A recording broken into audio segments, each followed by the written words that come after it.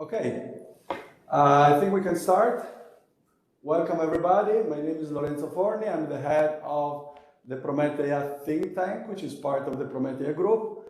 I'm delighted today to have two exceptional guests, Jeromin Zettelmeyer, who is the director of the Bruegel think tank based in Brussels, and Erik Jones, who is the director of the Robert Schuman Center for Advanced Studies at the European University Institute.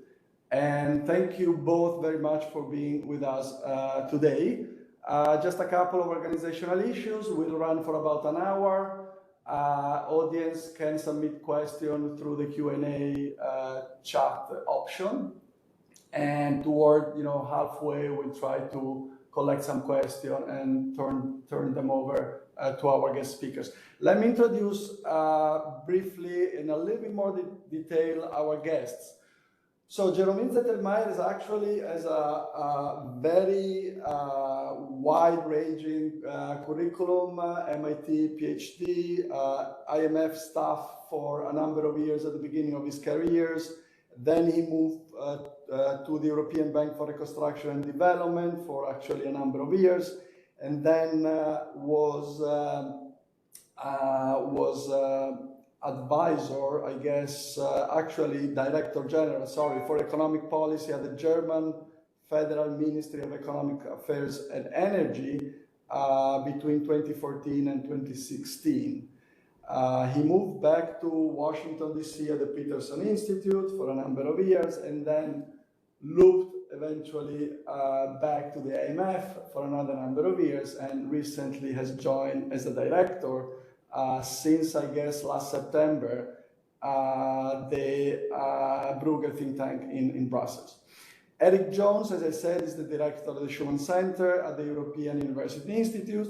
He's a well-known professor of European Studies and International Political Economy at the Johns Hopkins School of Advanced International Studies. Actually, he was based in Bologna for a number of years and now is in Florence. He knows very well a lot of European issues.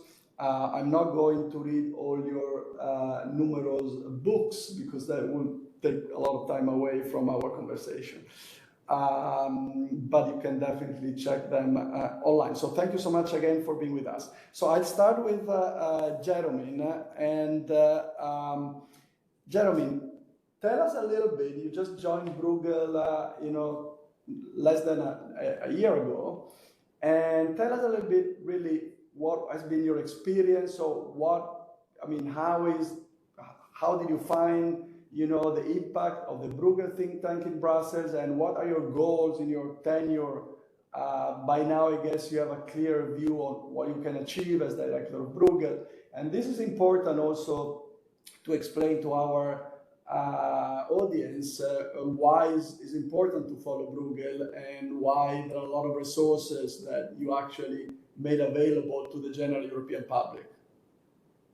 Okay, so let me say two sentences about Bruegel. So Bruegel is a think tank. Jeromin, can you just increase a little your volume? I know that today might be my problem, but I think I will try. Okay. So basically, Bruegel was founded in the mid-2000s by Jean-Pierre Ferry and Nicolas Véran, who are both still senior fellows. And what distinguishes Bruegel from other Brussels-based think tanks are two things. First, its focus on economic policy, which by Brussels standards is narrow, right? So by the standards of, say, a think tank like the Peterson Institute for International Economics, it's actually broad, because PIE only deals with international economics and macro, whereas we are supposed to deal with all aspects of economic policy that are relevant to European policymakers and beyond. But we don't do foreign policy, for example. We don't do non-economic dimensions of European policy. Of course, they are all interrelated, so automatically you get to think a bit beyond your narrow mandate, and I think this conversation will show that also.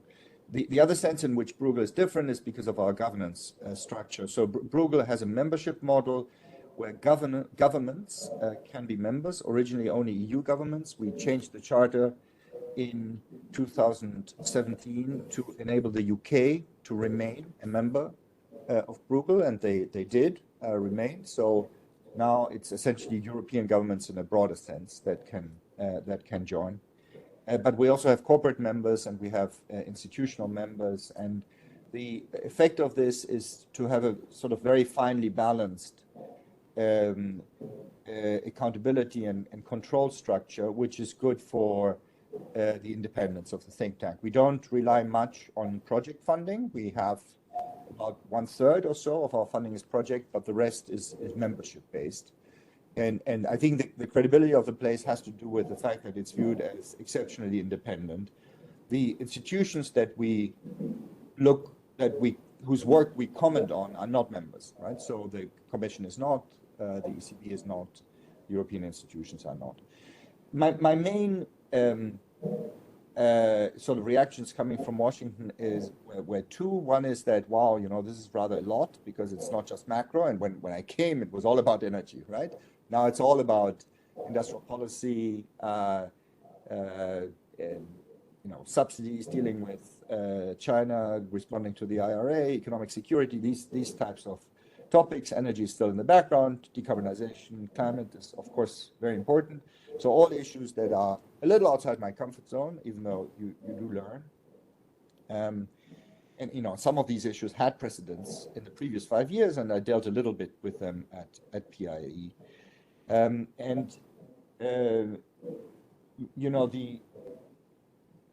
The other big experience, which I did not expect, is that I was expecting Bruegel to be an international think tank, and at some level it is, but it's actually more domestic than I thought. It's much more domestic than PIE.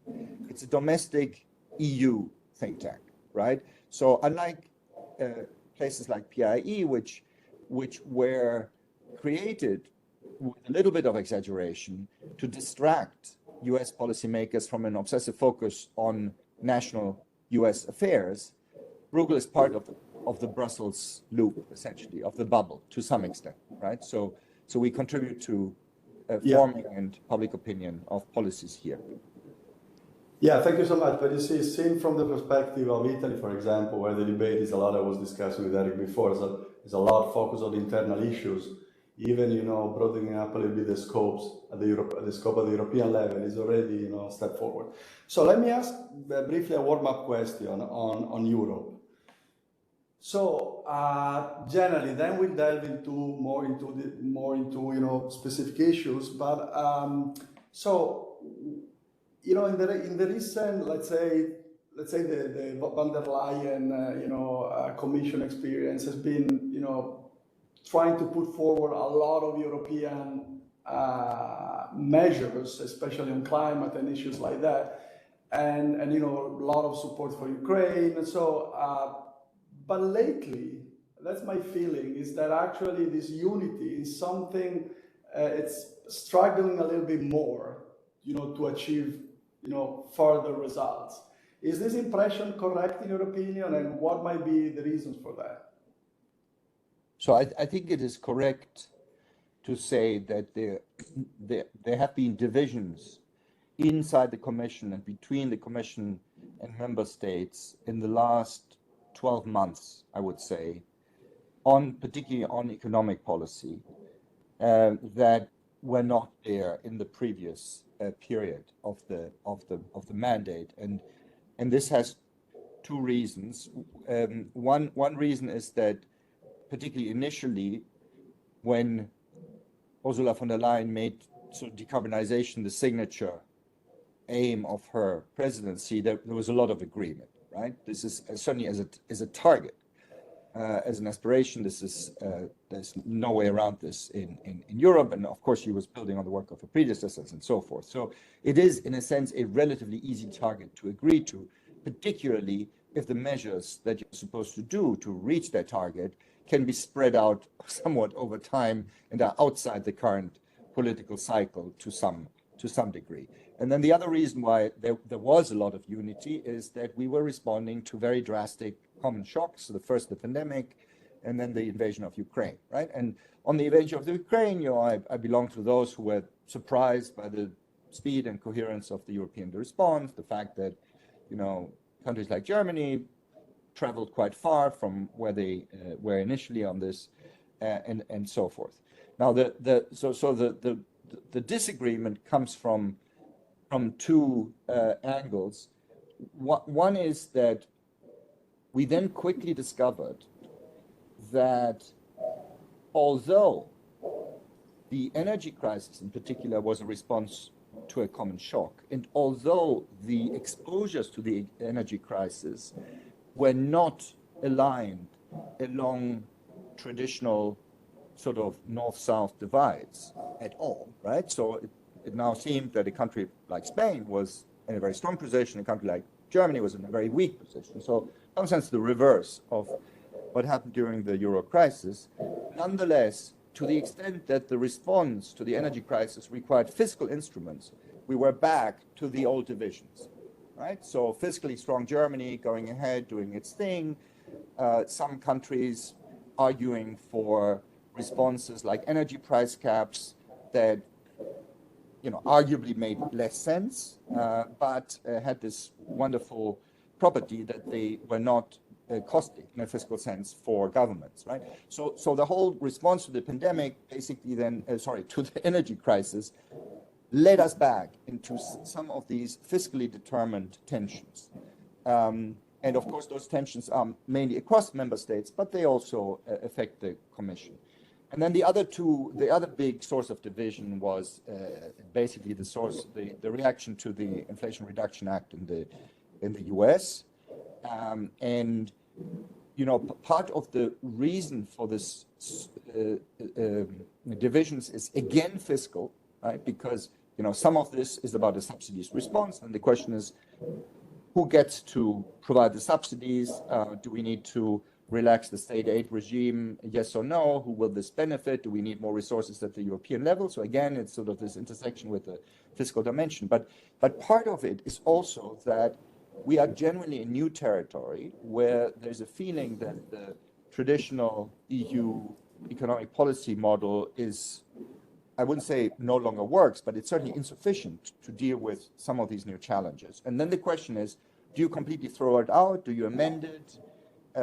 What do you do with it? And here there are just genuine disagreements, right? So there's essentially the Breton view, which is we need a radical change. We need to bring in state intervention in a big way, and we should not be too picky about, potentially violating taboos along the same direction that the IRA has violated these taboos, maybe not quite as far. And then the other view is that no, fundamentally, openness, integration, and so forth is a source of strength for the EU. We should not overdo it on reshoring targets. We should be very careful about loosening state aid because that's bad for the single market, right? And so between these two views, we have a whole spectrum. And that intellectual debate has not been fought out. And it's very intense. I would almost call it a culture war on what the right economic paradigm is for Europe. And this Commission has not made up its mind on that. The Commission. So I will come back to this issue in a second. So first of all, I will bring in Erik in a second, but Erik, feel free to jump in whenever you want. So let's delve into the fiscal issue, which currently is a very contentious one. I have two questions for you on the revision or reform of the EU fiscal rules, of, let's say, the European governance relating to fiscal rules. So my two questions are very specific, without getting into the details of the European Commission proposal, the latest draft, which has a lot of technicalities. But there are two issues that strikes me. One is this idea that a government has to put forward a plan for 4 or 7 years, and it cannot change the plan during this time. So basically, it commits for 4 years adjustment, fiscal adjustment, or a 7-year fiscal adjustment. Jeromin, I hope you're still there. Okay. I'm okay. I'm okay. I got this horrifying thing flash up that my laptop is about to shut down because I was running out of battery. So I Okay. needed to do something about that, and I have. It's all fine. Okay, continue. Okay, my question is super short. So two questions on fiscal rule. One is, was meant to be kind of more flexible, tailored to, the different state of different countries. But now this idea that you have to commit for 4 or 7 years, a fiscal plan, such a long period, to me seems that introduce a lot of rigidity. So that's the first question. Is this really more flexible or is less flexible somehow than we had before? And the second question, of course, refers to Italy. And, there is concern that, this Italy will be signaled out as, the high debt level country, which is a different treatment compared to other countries that have a lower level of debt. That might imply some stigma and stuff that you're very familiar with your work at the IMF, and you have been actually working also on a proposal regarding fiscal rule with Olivier Blanchard, which actually is not very far in the principles with, at least in my reading, with what actually the European Commission initially proposed. So these two questions are we getting to more flexibility or less, and how about Italy? Okay, so I have concerns about the legislative proposal and the reaction of member states, but they're not these concerns. So to start with the Italy issue, this reform is very favorable to Italy because it says, and for intellectually completely justified reasons, that, to a first approximation, the level of debt is irrelevant for debt sustainability. What matters is the debt trajectory. That is the economic core of this reform. Of course, I'm exaggerating this because we still have the 60% anchor, right? And there is a different regime for countries that are above 60% and below 60%. But everyone above 60% gets treated in exactly the same way. And what matters is not how high your debt is, but whether you can put your debt on a continuously declining path for 10 years after the adjustment period. And the difficulties for Italy in doing that are a bit higher than for other countries because Italy has a higher debt burden, and so in that sense it has to do more fiscal adjustment. But that is the inevitable part, right? It's not high debt that is bad per se, and the order of adjustment that pops out of the DSA approach of the Economic Commission for Italy is no different, I think, from the order of adjustment that you would hear from the Italian Treasury or the IMF, which is Italy needs to get into a zone of above 2%, 2.5% perhaps of primary surplus, and that's a fact of life. That's a problem of having legacy debt and relatively high interest rates relative to other countries. But the potential is there for these interest rates then to come down, spreads to come down once Italy is on a declining path. So in my view, this proposal is as good for Italy as it gets. On the first point, I don't think so. Again, I think I'm with the Commission on the need for a medium-term expenditure framework, right? So essentially, what this proposal does philosophically is it takes a lot of flexibility with respect to the establishment of the debt reduction path, right? So it's not a mechanical approach, it's an approach that takes into account the full range of relevant information through a DSA, right? And it involves certainly some discretion, at the very least through the projections that are fed into the DSA. So in that sense, that part is, so defining the target, the operational anchor, if you wish, is in a much more flexible spirit than anything we have done before. But where it's not flexible is that once you have decided where you need to go, you need a commitment device that helps you get there. And that is strong. and appropriately, I think, binds governments over a 4-year horizon. And I think that's okay, so long as it doesn't lead to procyclicality, right? And so, in principle, it should not.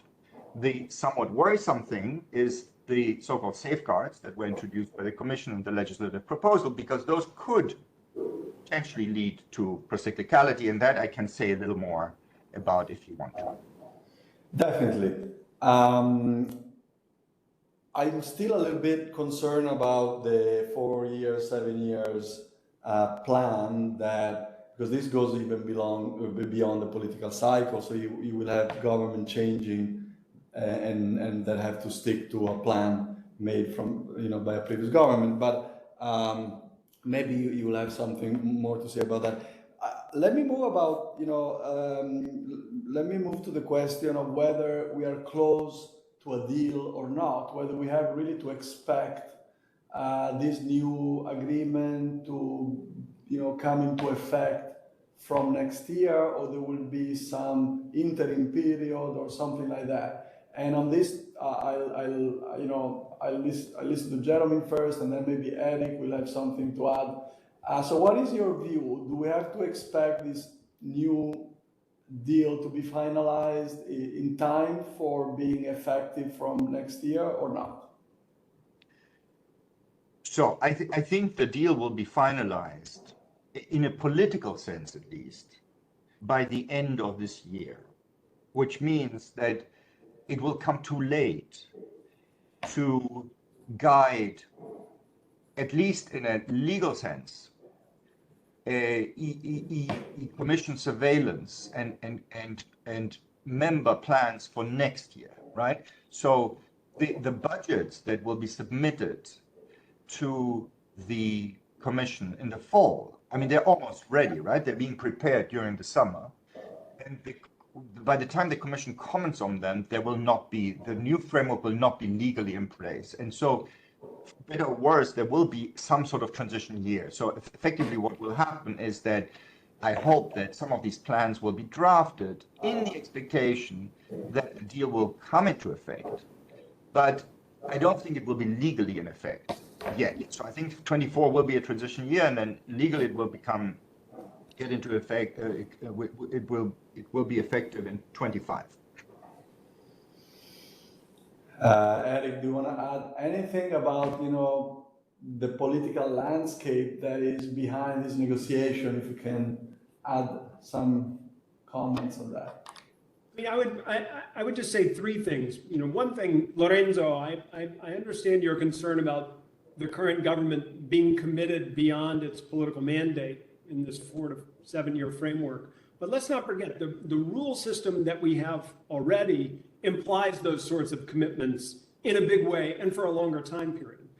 Because the correction process is supposed to be 1/20th of the difference between wherever you are and 60% until you get down to 60%, right? And what we're getting away from is that craziness of having to do 1/20th of whatever the difference is. And that would be huge. Unfortunately, and this is where Jeromin is right, we will have to pretend that we have to do that as we go through the European semester and write the budgets for this autumn, with the expectation being that we'll get a new framework in the winter that we will be able to use for the corrections that are published in the NADEF in April, right? And so this is what we're hoping on. And the reason that we have to hope that is because they've already announced the deactivation of the general escape clause. In other words, the suspension, or it's not really a suspension, but the change in the rule-based framework that we had that was invoked in March of 2020 for the pandemic, that's finally going to come to an end. That's why we're having this conversation right now. And that's why I have to hope that Jeromin is right and we do get a deal this autumn. I mean, my concern about getting a deal this autumn is the German government is not very happy with the proposal that the Commission has made. And two of the big supporter governments of this proposal, the Spanish government and the Dutch government, have both just collapsed. So we don't know how effectively they will be able to support the fact that the Spanish government is also in the rotating presidency of the Council of the European Union makes it even more problematic. So we need to have an effective leadership, we need to have effective support, and it's got to overcome what is potentially very powerful opposition from Germany. But Jeromin would be better placed than I to speak to that particular aspect. So overall, you think that the default option to go back to the old rules is not really an option on the table? I mean, No in country reality, if there's no agreement, we go back to the old rules. That's the reality. The question is whether there is any country that would support going back to the old rules. The Germans, certainly the German Ministry of Finance would support that.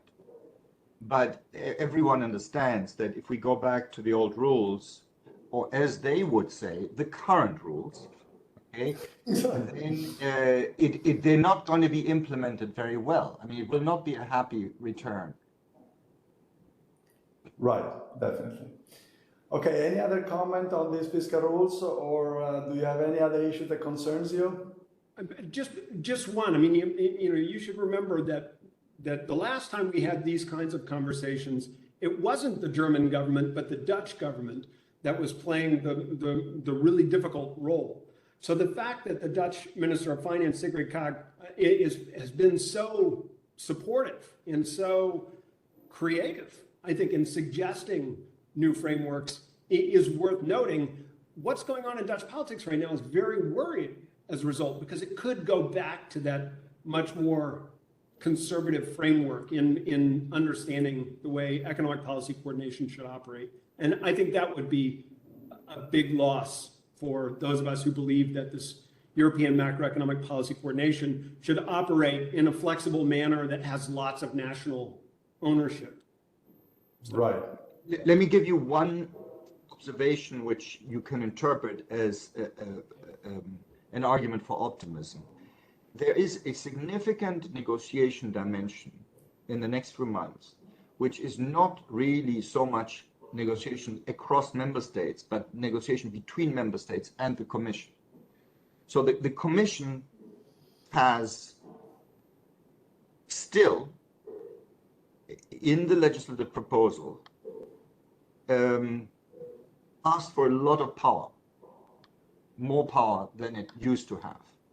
And one dimension that is particularly aggravating, certainly to the Germans, but I think it is also aggravating to many others, including countries that are intellectually on the other side, is that the Commission wants to have what they call delegated authority to change the annexes of the legislative proposal. And these annexes are really important because they pin down the methodology for the DSA.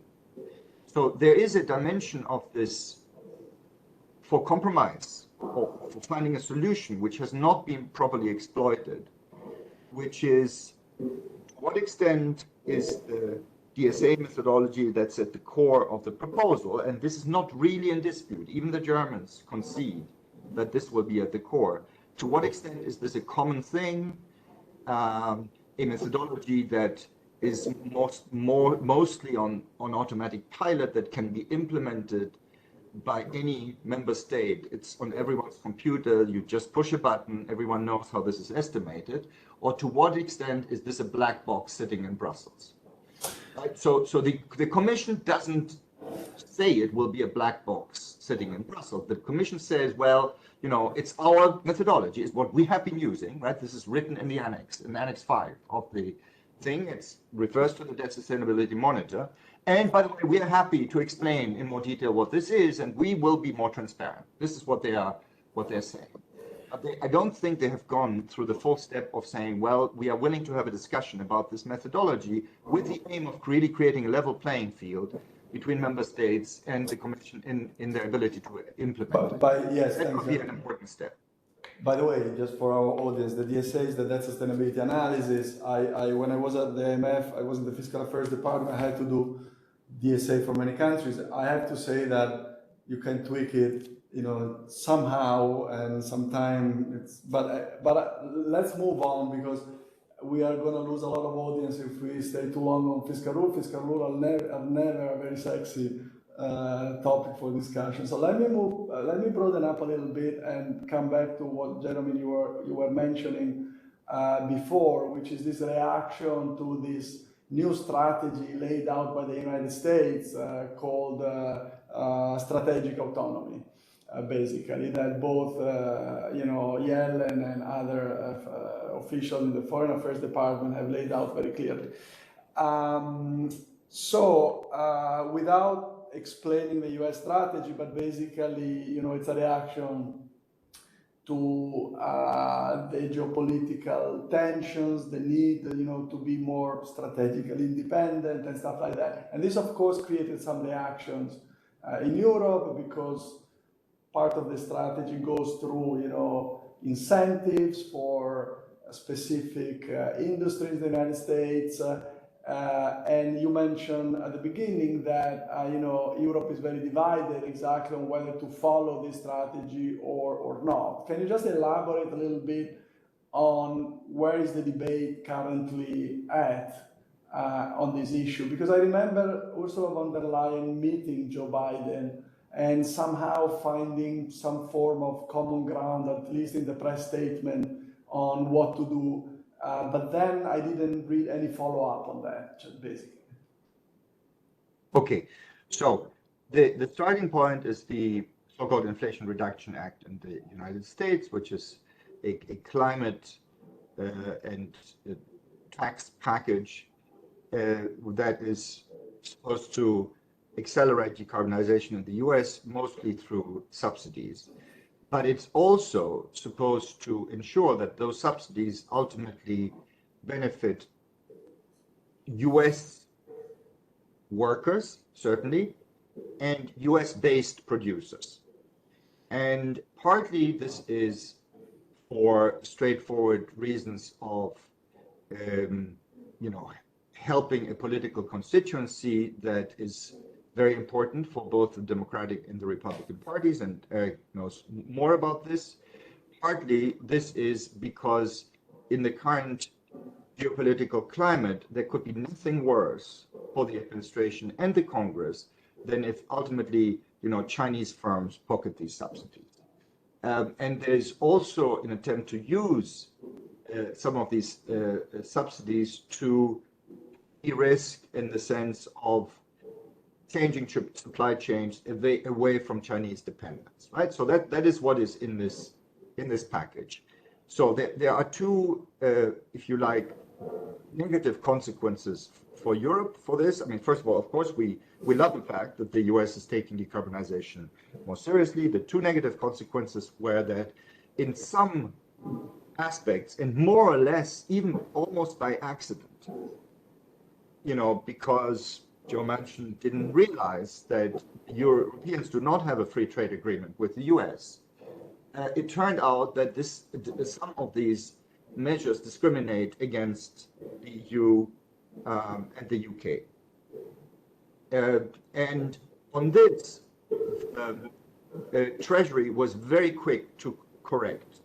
So the unity between von der Leyen and President Biden that you remember, this has to do with a visit, I think it was in March, where they basically agreed to tweak the implementation of the IRA so that it was not anti-European. And the way you do that is by having a very focused agreement between the US and Europe having to do with critical raw materials that then counts as a free trade agreement, and then some of the subsidies for electric vehicles could go to European producers. There are also other loopholes that the Treasury offered. So this aspect is more or less off the table. The aspect that is still on the table is that the IRA offers very large tax credits for companies that produce and invest in clean tech in the US. And these are the same companies, in some cases, that we have been trying to persuade in Europe to make big investments in Europe in the same clean tech, right? And so there's been a string of announcements saying these companies are moving to the US now. This has nothing to do with discriminatory subsidies. So these are subsidies that are not discriminatory in a WTO sense. So it's not about local content. It's merely about you get the subsidy, you can come from any part in the world, except possibly from China, but you get the subsidy if you produce in the US, if you assemble in the US. you invest there, right? So, and that is the part that is still threatening for Europe. Now, how has Europe responded to that? It has its own version of the Inflation Reduction Act now in the legislative proposal. It's called the Net Zero Industrial Act. And basically what it does is it says, okay, we are going to have an explicit reshoring target, at least an aspirational reshoring target, to increase production of clean tech in Europe. And then, because unfortunately we have no money at the European level to counter any of these subsidies, we're going to give the member states greater leeway to do their own subsidies by having a reinterpretation or an extension of the temporary crisis and transition framework for state aid that allows them to match some of these US subsidies. But for the most part, we're just going to do it through faster permitting and a little bit of procurement incentives, that sort of thing. And so this piece of legislation is, in my view and the view of my colleagues, very weak, very ineffectual. It is actually more openly protectionist in spirit, certainly, than the IRA, because the IRA does not have reshoring targets. And it is essentially an import substitution program, which is very unfriendly, I think, to emerging markets. But at the same time, it doesn't really have convincing instruments to make it happen. And so you need to start from scratch by having something that is less discriminatory, that's more trade friendly, that is more technology neutral, but at the same time give it stronger instruments. And those instruments have to be at the European level, because otherwise we get problems with the single market and with competition within the EU. So that's as short as I can explain this. Erik, jump in on this, because the issue often here is, you know, there are no money to support these programs at the European level. So that might be one of the reasons why it's less effective than desired.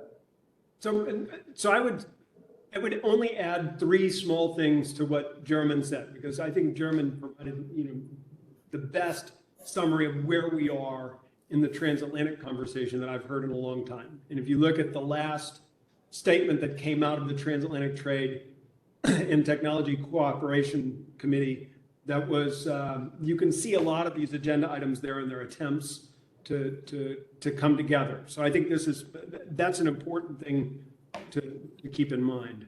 The three things that I would add are, first, you know, we are confronted with a fundamental contradiction in the political logic of these two continental projects. In the United States, we cannot redistribute income the way that income is redistributed in Europe. You simply can't do it. And at the federal level, if you look at the Republican Party's revolt against federal spending, you'll understand immediately that you know, we can't help communities in need the way they deserve to be helped. And so what the Biden administration is trying to do is it's reviving industrial policy to redistribute economic activity where it cannot redistribute income. And it has to do that. Joe Manchin signed up on this. It was a skin of the teeth deal. We almost didn't get this deal at all. So I think we should be happy with it and the political logic behind it. Unfortunately, in Europe, there aren't European instruments for that kind of redistribution in subsidies, right? I mean, they've created something in Next Generation EU that the Europeans conveniently forget. I mean, look, that's a huge subsidy package when you think of the way it's inspiring investment in green technology, in clean technology, and in digital technology. I mean, and all the infrastructure that goes around it. So this is an important advantage that Europe has, but it can't keep replicating that. And if they try to do the subsidies at the national level, that will disrupt the functioning of the internal market. And this is the comment that comes out of the Italian government all the time, and I think it's a fair comment to make. So the Europeans are stuck, in a sense, not being able to parallel what the United States is doing, just in the same way that the United States is stuck not being able to transfer income the way European governments are able to. And so we're in a fundamental contradiction in this response.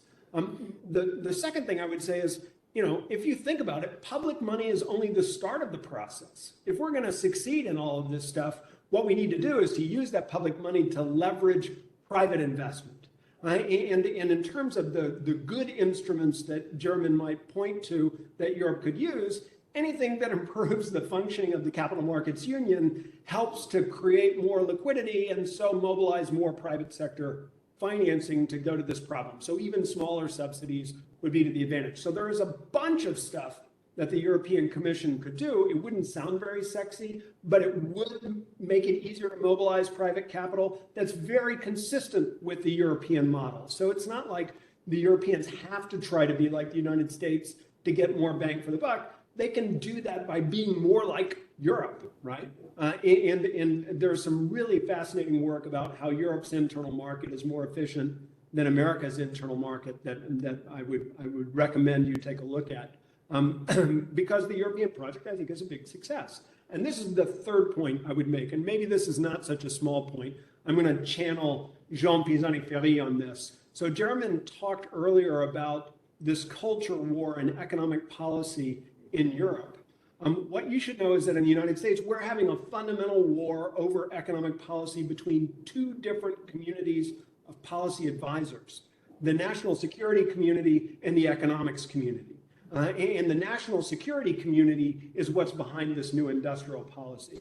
The national security community is what's behind our de-risking strategy with China. And the national security community is behind the aggressive use of sanctions, not just against Russia and its unlawful invasion of Ukraine, but against anybody that helps Russia to circumvent sanctions. So these very aggressive secondary sanctions. And it's all coherent if you understand that it all regresses back to a national security understanding of the way economics should work.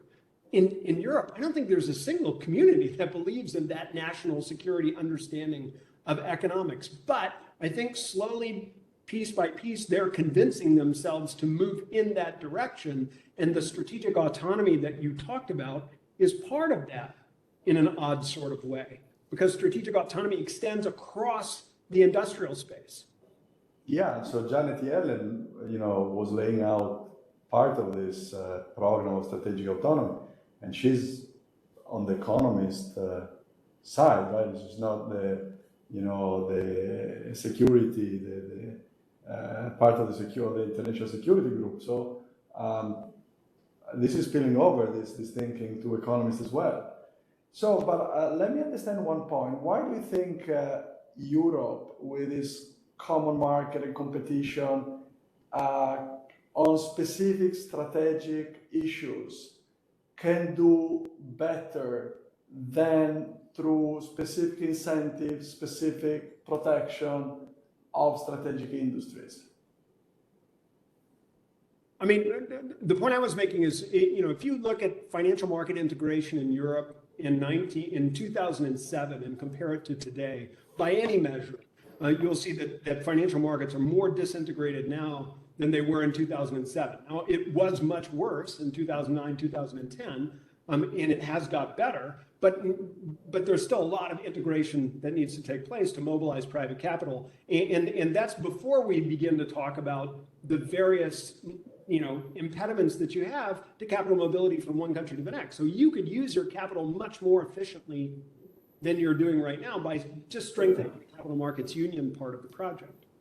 But isn't this an argument for normal times? And now we have a number of issues that needs immediate action. Climate, support for Ukraine, and stuff like that might need a different approach. Let me bring in also Jeromin on this, and because I probably has been thinking a lot about this, as is you, Erik, but just to see. Okay, so I think we need both in the following sense. I think that the some of the really important constraints to innovation and investment in the EU really have to do with horizontal reforms of the type that presumably Erik had in mind, in particular capital markets union, and to some extent skills. And so the reaction to the Inflation Reduction Act was a missed opportunity to push these reforms. Second, I do agree with you that if the objective is directional, technical change that's biased in a particular direction, namely towards technologies that have decarbonized, we need a bit more than that, right? And also, if we need to sort of selectively address security threats in the sense, not necessarily in the sense that we need to reshore everything or even that we need to diversify anything, but we need to ensure that we have enough elasticity in our supplies, whether imported from friends or in the EU, that it makes us resilient towards foreign shock. I also think that more targeted interventions are justified there. The question then is what forms these interventions should take, and so I think there are sort of two models that make sense. One is something we have been practicing forever, which is renewable energy subsidies. So the US copied this from us, not the other way around. And in terms of volume, the IRA subsidies that are estimated for this by the Congressional Budget Office are still smaller than what Germany spent in the last few years on an annual basis on this. So this is, in a sense, old stuff. The Americans are just jumping on this bandwagon. The other thing which I think one needs is a discretionary instrument to subsidize, or if you like, de-risk, or overcome first mover problems in projects that we think have high social value, either from the decarbonization or from a security standpoint. And so here, I think we can learn from the Americans, but not from the IRA. We can learn from DARPA, ARPA. So that is good industrial policy. It needs to have a super strong governance, and it needs to be central. And the NZIA just doesn't cut it. The NZIA has very weak governance. Basically, you just tell member states to get on with it and select some projects. And you put a list, essentially box checking, right? If it's a project in this area, it's automatically a good thing to do it, pretty much. And so here, I think we need to do something like ARPA or DARPA. Now, that is not a subsidies race with respect to the types of subsidies that are in the IRA.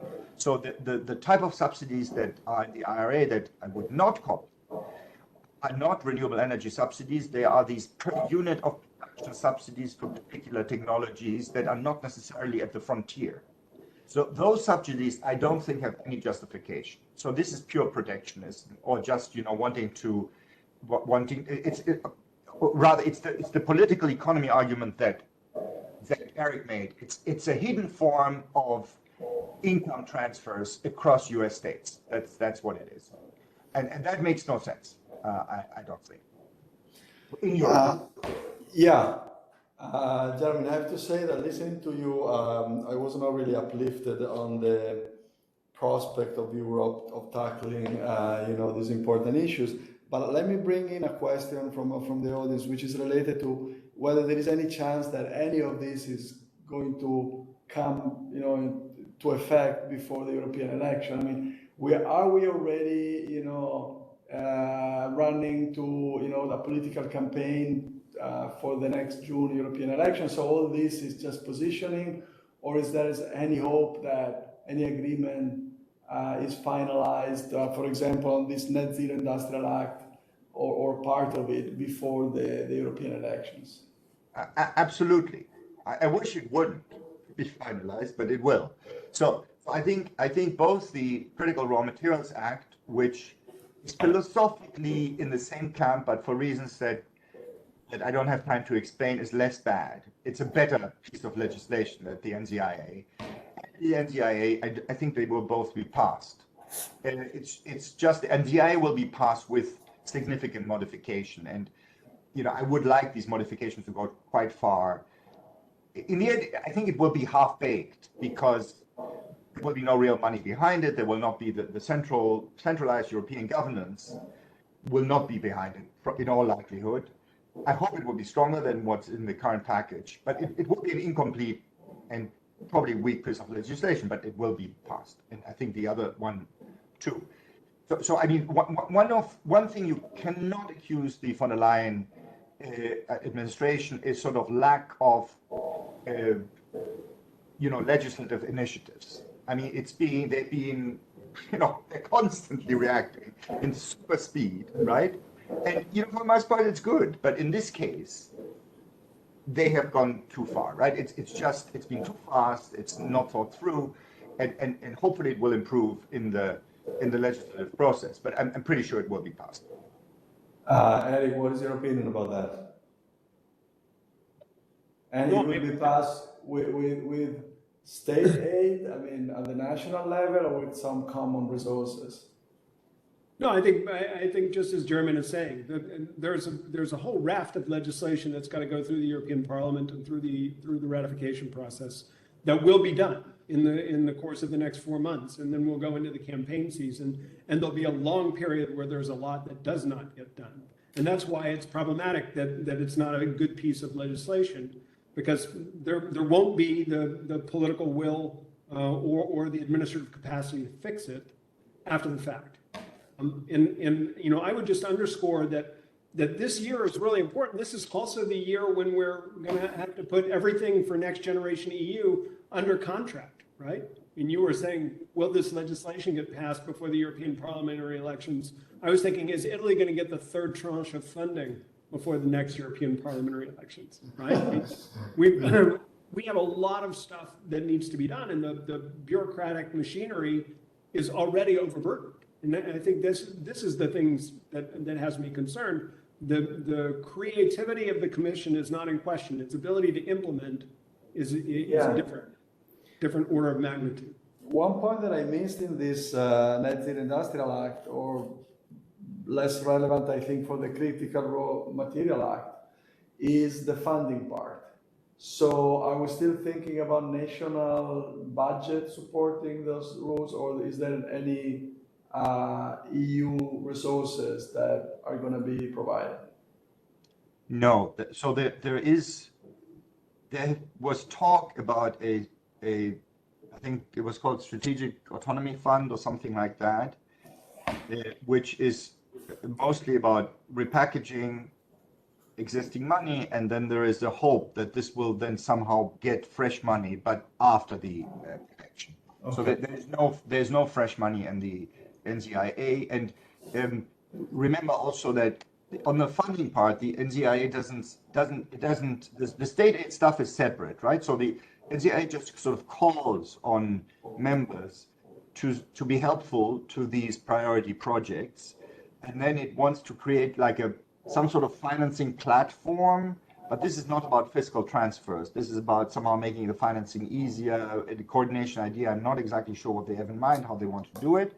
But in parallel, the state aid temporary crisis framework has already been amended back in March to allow, under certain conditions, and they are relatively restrictive, so it's not so terrible, to allow EU member states to match IRA subsidies.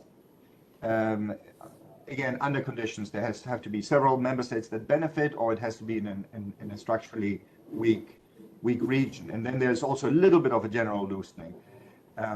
But indeed, these are the instruments. And so they're not very strong instruments, even at the member state level, because it reflects this attempt to try to compromise, right, between giving a little more scope for eating, the IRA challenge without completely destroying the single market, right? So that's where the Commission has gone.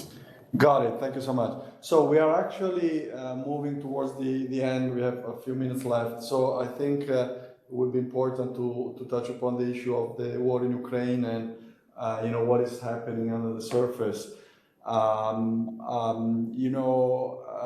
The war seems to be ongoing.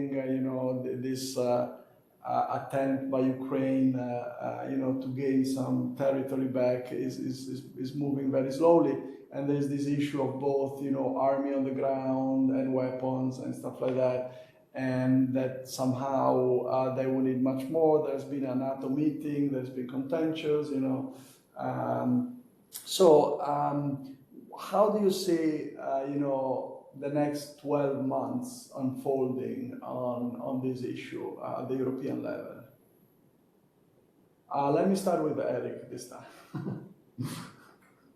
Well, I mean, my hope is that the next 12 months that Europe will continue to show the same degree of unity that it has for the past 12 months. I mean, I think Jeromin made the concession that, he had not expected Europe to respond in such a decisive and united way. And I think most of us who study European politics have not expected that. And it's wonderful to see in many respects. But we've got an important election coming up in Slovakia. We've got new elections coming up in the Netherlands.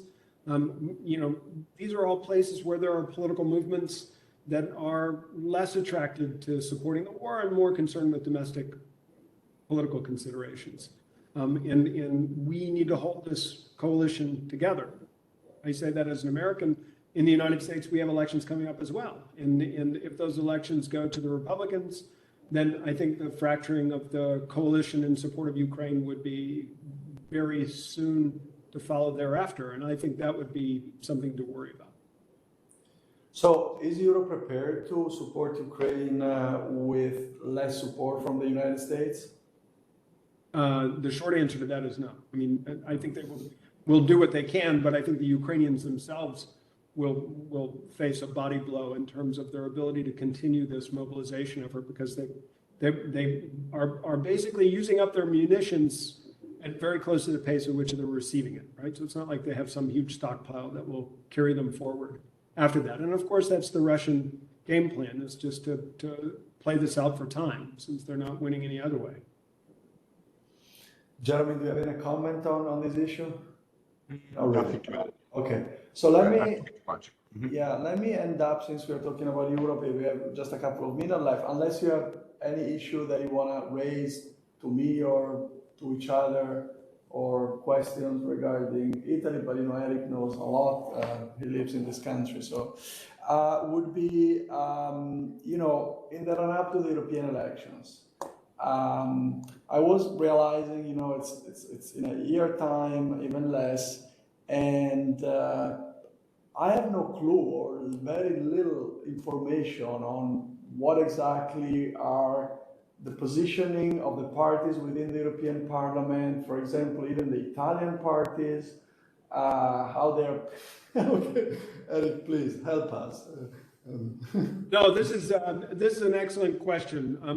And I'm just going to use it to advertise a piece of work that we do. We create at the Robert Schuman Center a voting advice application that uses the party platforms in all of the different European countries in order to create a quiz that people can take to position themselves relative to the party. So you choose which phrases you like on the different policy issues, and that will tell you what party fits best your perspective. How is this program called? How do we find it? It's called a voting advice application, or a voter advice application. We call it EU and I will send you the link to this, but we're creating it right now. The party platforms have not been published yet, but we will be creating that later, and that will help everybody across the European Union position themselves accordingly. So you answer to this questionnaire, and it tells you which national parties you should vote for? Yeah, which national party is closest to your perspectives? Yeah. But how do you know exactly how the national party is going to team up at the European level after the elections? See, you have to just roll the dice and take your chances. No, it'll give you a positioning in the general spectrum of political families as well. Okay, that sounds useful. Okay, I think time is up. We have covered a lot. I thank both Jeromin and Erik. You are, directors of two important European institutes, and so it was very good to being able to discuss core European issues with you. This was intended also, to spread a little bit sources of information to our audience regarding European issues, and both Bruegel and the European University Institute have, webinars and publications that we can tap into to learn more, and I would recommend to do that. With that, I just thank you so much. Hope to see you here in person sooner or later, especially Jeromin, and Erik can come more often. And I wish you the best, even for the summer and everything that will come afterwards. Thank you so much to everybody for listening, and see you soon. Bye. Bye. Thank you. Thanks. Bye.